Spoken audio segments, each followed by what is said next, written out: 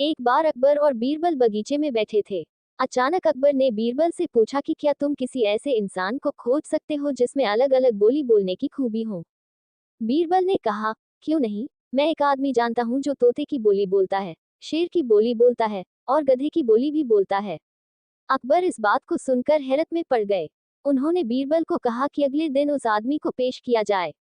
बीरबल उस आदमी को अगले दिन सुबह दरबार में ले गए और उसे एक छोटी बोतल शराब पिला दी। अब हल्के नशे की हालत में शराबी अकबर बादशाह के आगे खड़ा था।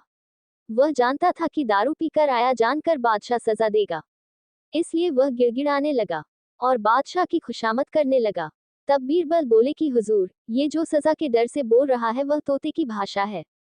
उसके बाद बीरबल ने वहीं उस आदमी को एक और शराब की बोतल पिला दी। अब वह आदमी पूरी तरह नशे में था। वह अकबर बादशाह के सामने सीना तान कर खड़ा हो गया। उसने कहा कि आप नगर के बादशाह हैं तो क्या हुआ, मैं भी अपने घर का बादशाह हूँ। मैं यहाँ किसी से नहीं डरता हूँ। बीरबल बोले कि हुजूर, आप शराब के नशे में निडर होकर यह जो बोल रहा है ये शेर की भाषा है।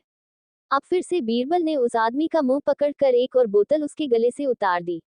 इस बार वह आदमी लड़खड़ाते गिरते पड़ते हुए जमीन पर लेट गया और हाथ पांव हवा में भांजते हुए मुंह से उजुलूल आवाजें निकालने लगा। अब बीरबल बोले कि हुजूर, अब ये जो बोल रहा है वह गधे की भाषा है। अकबर एक बार फिर बीरबल की हाजिर जवाबी से प्रसन्न हुए और यह मनोरंजक उदाहरण पेश करने के लिए उन्होंने बीरबल को